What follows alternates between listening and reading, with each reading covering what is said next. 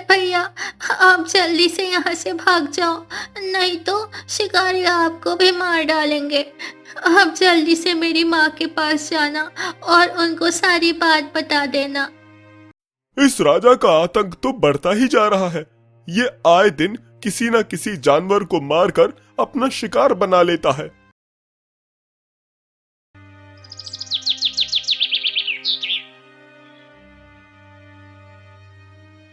Sindhu one के पास सौरभपुर राज्य में एक शक्तिशाली राजा वीरेंद्र राज करता था। वो बहुत बहादुर था पर अहंकारी भी, और शिकार का शौक उसे बहुत था। उसकी रानी माधवी नम्र और करुणामयी थी। उनका एक नन्हा बेटा था, राजकुमार अर्जुन, जिसे राजा बहुत प्यार करते थे।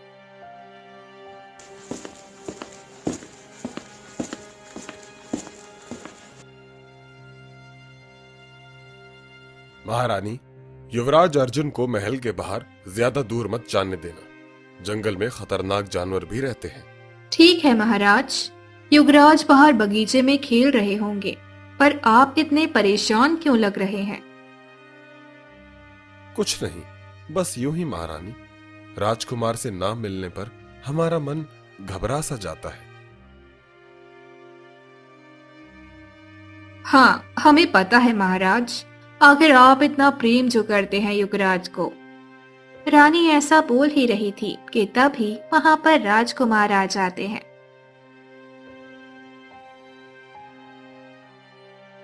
ये लीजिए महाराज, आ गए आपके राजकुमार। अब जी भर के लाड़ प्यार कर लीजिए। राजकुमार, आप महल में ही खेलना। महल से बाहर बिल्कुल भी मत जाना। बाहर आपको खतरा हो सकता है। पर पिताजी, अब मैं भी बड़ा हो गया हूं। अब मैं भी आपके साथ जंगल चलूंगा शिकार करने के लिए। नहीं बेटा, अभी तो तुम बहुत छोटे हो। जब तुम और बड़े हो जाओगे तब जाना अपने पिताश्री के साथ, ठीक है ना? अभी तुम मेरे साथ चलो और भोजन कर लो। तुमने सुबह से कुछ नहीं खाया है। उसके बाद रानी अपने राजकुमार को लेकर भोजन कराने के लिए ले जाती है। इधर जंगल में एक हिरन की बच्ची अपनी माँ से कहती है, माँ, मैं बंदर भैया के साथ नदी किनारे जंगल में खेलने जा रही हूँ। बंदर भैया वहाँ पर मेरा इंतजार कर रहे होंगे। ठीक है बेटा, पर ज्यादा दूर नहीं जाना। और हाँ, जल्दी से वापस आ जाना। जंगल में बहुत से शिकारी शिकार करने के लिए आते हैं। उनसे तुम्हें खतरा हो सकता है। ठीक है माँ, बंदर भैया है ना मेरे साथ, और अब मैं बड़ी हो चुकी हूँ। अब मैं अपना ख्याल खुद रख सकती हूँ, और कोई खतरा महसूस होगा तो मैं बहुत तेज दौड़ कर आ जाऊंगी। हाँ बेटा, तुम तेज तो दौड़ सकती हो, पर हमारे जंगल के जानवर भी बहुत तेज दौड़ते हैं। तुम्हें उससे भी खतरा है, इसीलिए तुम ज्यादा दूर नहीं जाना और जल्दी घर आ जाना। ठीक है माँ, अब हम ज्यादा दूर नहीं जाएंगे, आसपास ही खेलेंगे और जल्दी वापस आ जाएंगे। अब मैं जाती हूँ, बंदर भैया मेरा इंतजार कर रहे होंगे।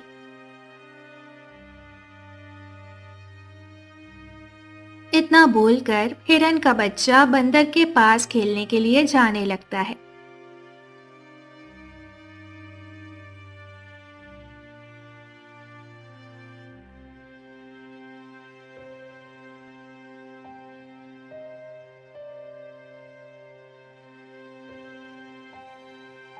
मंत्री जी, हमें शिकार पर जाए हुए बहुत समय हो गया है।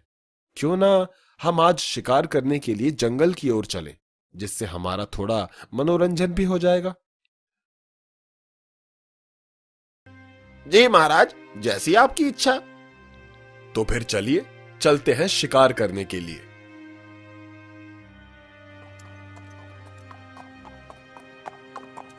उसके बाद राजा और मंत्री दोनों अपने घोड़े पर बैठकर जंगल में शिकार करने के लिए चल पड़ते हैं।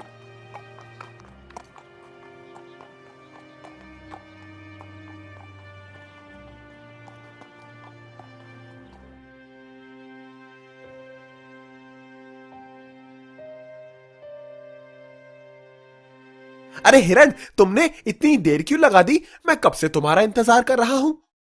क्या बताऊं बंदर भैया, और मेरी माँ मुझे समझा रही थी कि नदी की तरफ जंगली जानवर और शिकारी भी घूमते हैं। हमें नदी की तरफ नहीं जाना चाहिए। अरे बहन, तुम बेकार में ही डर रही हो। इस जंगल में शिकारी बस वो चीता ही है, और वो भी बेचारा बूढ़ा हो चुका है। वो इस तरफ कभी नहीं आता। आप बिल्कुल ठीक कह रहे हैं बंदर भैया। चलो नदी की तरफ चलते हैं और उधर ही खेलेंगे। उसके बाद हिरन का बच्चा और बंदर नदी की तरफ खेलने के लिए जाने लगते हैं।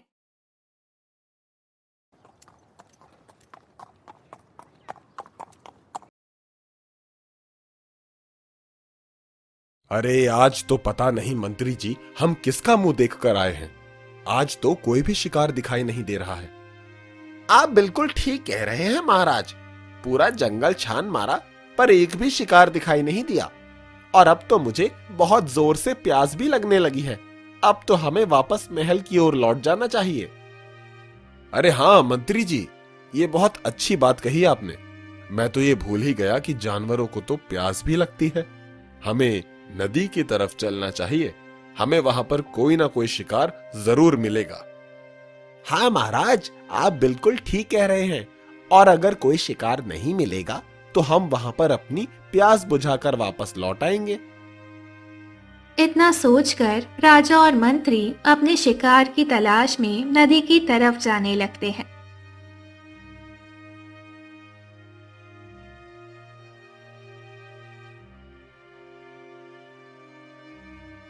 हिरन की बच्ची नदी में पानी पी रही होती है। तभी एक तीर उसके कानों से गुजरता है। बंदर और वो हिरन की बच्ची कुछ समझ पाती उससे पहले ही एक दूसरा तीर जाकर हिरन के बच्चे के पैर पर लग जाता है और वो घायल होकर वहीं पर गिर जाता है।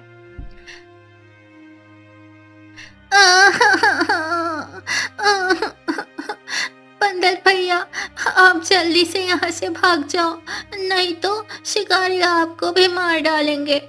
आप जल्दी से मेरी माँ के पास जाना और उनको सारी बात बता देना। अरे बहन, मैं तुम्हें अकेला छोड़कर इस हालत में कैसे जा सकता हूँ? तुम सब्र रखो, मैं कुछ करता हूँ। नहीं बंदर भैया, आप मेरी बात मानो। आप जल्दी से यहाँ से भाग जाओ, ये शिकारी आपको भी अपना शिकार बना लेंगे। जाओ भैया, जल्दी जाओ। अरे वाह महाराज, आपका निशाना तो बिल्कुल सटीक निकला। वो देखिए, एक हिरण का बच्चा वहां पर घायल हो गया है। हाँ मंत्री जी, आप बिल्कुल ठीक कह रहे हैं। और वैसे हमने काफी दिनों के बाद हिरण का शिकार किया है। अब जल्दी चलिए मंत्री जी, कहीं हमारा शिकार घायल अवस्था में भी भाग ना जाए। जी महाराज, चलिए जल्दी से चलते हैं हमारे शिकार की तरफ। दूसरी तरफ बंदर दौड़ता हुआ हिरन के पास जाता है और उसको सारी बात बता देता है। मैंने उसे समझाया था, पर उसने मेरी एक ना सुनी। हे भगवान, मेरी बच्ची की रक्षा करना। उसके बाद हिरन उस बंदर के साथ नदी की तरफ अपने बच्चे को बचाने के लिए जाने लगती है। पर जब वो नदी के पास पहुंचती है तो देखती है कि राजा और मंत्री उसके बच्चे को उठाकर राजमहल की तरफ ले जा रहे होते हैं। हे भगवान, अब वो लोग मेरे बच्चे के साथ ना जाने क्या क्या करेंगे। कृपया कर उसकी रक्षा करना भगवान।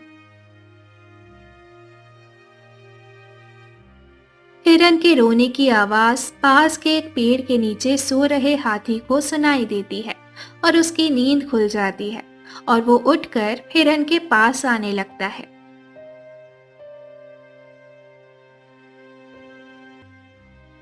और हिरन के पास आकर कहता है,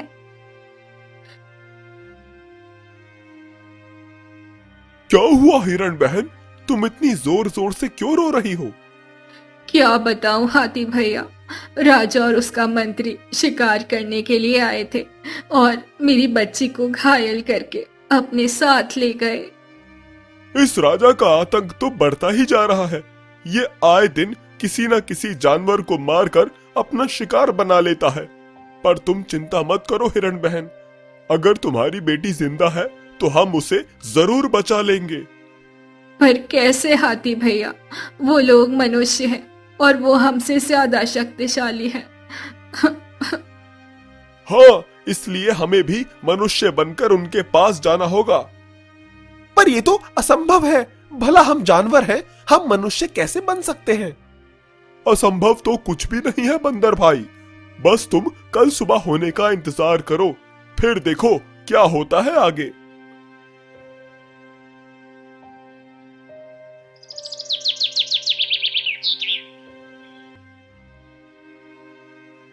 अगले दिन वो हाथी हिरन और बंदर के साथ एक ऋषि के पास जाते हैं, जो एक बहुत ही चमत्कारी ऋषि होते हैं। बाबा, कृपा कर हिरण बहन की मदद करें, इसे आपकी मदद की बहुत जरूरत है। क्या हुआ है तुम्हें हिरण? बाबा, कृपया कर मेरी मदद करें। वो दुष्ट राजा और उसका मंत्री शिकार करने आए थे और मेरी पुत्री को घायल करके अपने साथ ले गए। रुको वत्स, मैं तुम्हारी पुत्री को देखता हूँ कि वो इस समय कैसी हालत में है। इतना बोलकर वो साधु बाबा अपनी आंखें बंद करके देखते हैं कि वो हिरन का बच्चा राजा के राजमहल में एक पिंजरे में कैद है। इस समय तुम्हारी पुत्री राजा के राजमहल में एक पिंजरे में कैद है। बाबा, आप कोई ऐसा मार्ग बताइए जिससे हिरण का बच्चा भी वापस आ जाए और उस राजा को सबक भी मिल जाए, जिससे वो कभी भी शिकार ना करे। हाँ बाबा, हाथी भैया बिल्कुल ठीक कह रहे हैं। अगर आप आज मेरे बच्चे को मेरे पास ले आएंगे तो वो कल किसी न किसी जानवर का शिकार करके ले जाएगा। ठीक है वत्स, मैं राजा को सबक तो सिखा दूंगा, मगर इसमें मुझे तुम्हारी जरूरत होगी। बताइए बाबा, मुझे क्या करना होगा? वत्स, मैं तुमको एक सुंदर औरत बना दूंगा, जिससे तुम राजा के महल में चली जाना और वहां पर तुम्हें राजा के पुत्र को चुराकर मेरी कुटिया में ले आना होगा, और मैं तुम्हें एक मंत्र दूंगा। जब तुम राजकुमार को उठा लोगी और मंत्र का जाप करोगी तो तुम वहां से अदृश्य होकर यहां लौट आओगी। उसके बाद ऋषि ने अपनी शक्तियों से हिरन को स्त्री रूप दिया।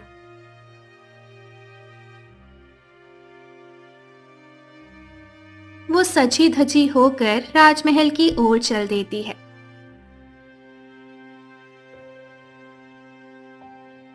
और महल जाकर रानी से कहती है, महारानी जी, मैं नई दासी हूँ। मुझे महाराज ने राजकुमार की देखभाल के लिए रखा है। ये महाराज भी ना, अब नई दासी रखने की क्या जरूरत थी? राजकुमार का ख्याल रखने के लिए मैं हूं ना। चलो अच्छा है, दासी तुम एक काम करो, राजकुमार बाहर बगीचे में खेल रहे हैं, तुम जाओ और उनका ध्यान रखो। उसके बाद वो बगीचे की ओर चल देती है जहां पर राजकुमार खेल रहे थे। वहां पर पहुंचकर वहीदा से राजकुमार को अपनी गोद में उठा लेती है और साधु बाबा के बताए हुए मंत्र का जाप करने लगती है। कुछ देर में वो दासी वहां राजकुमार को लेकर अदृश्य हो जाती है। ये सब घटना जब महारानी को पता चलती है तो महारानी का रो रो कर बुरा हाल हो जाता है।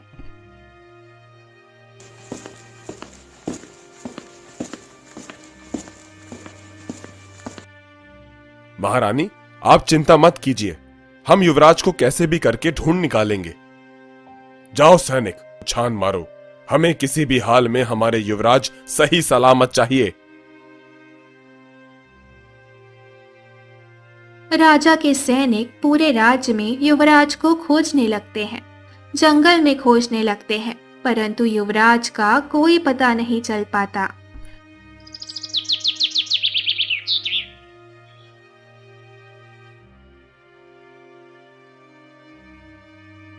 महाराज, आज पूरे 3 दिन बीत चुके हैं, परंतु युवराज का कहीं कोई अता पता नहीं है।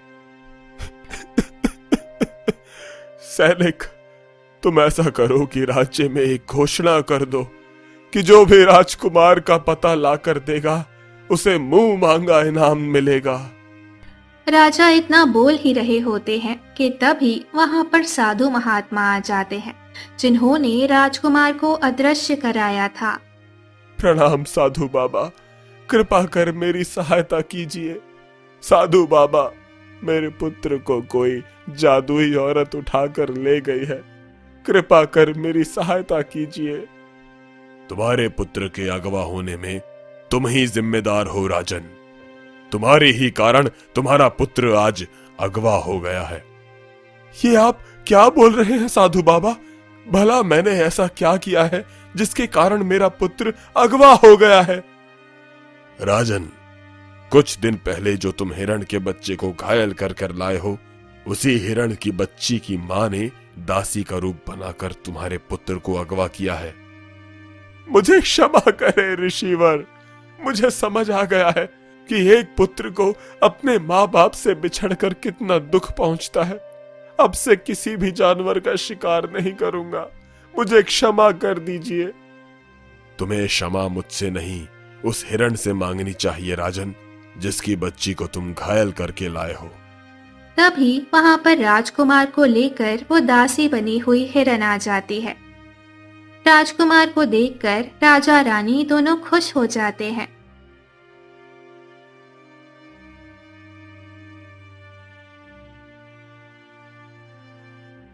मुझे क्षमा कर दो हिरण, मुझे अपने राजा होने पर अहंकार हो गया था। मैं भूल गया था कि मैं एक राजा हूं और ये जंगल भी मेरा है और मुझे जानवरों की भी रक्षा करनी चाहिए। आज से मैं तुम्हें वचन देता हूं कि मेरे राज्य में से कोई भी बेजुबान जानवरों को नहीं मारेगा। उसके बाद राजा उस हिरण की बच्ची को उसकी माँ के हवाले कर देता है। वो दोनों माँ बेटी वापस जंगल की ओर लौट जाते हैं और जंगल के जानवरों को ये बात बताते हैं कि अब से कोई भी उनका शिकार नहीं करेगा। फिर सभी जानवर मिलजुल कर रहने लगते हैं। दोस्तों, हमें किसी भी मासूम जानवर को नहीं सताना चाहिए। हमें ये सोचना चाहिए कि अगर हम उनकी जगह होते तो हमें कैसा लगता। इसीलिए हमें कभी किसी बेजुबान को नहीं सताना चाहिए।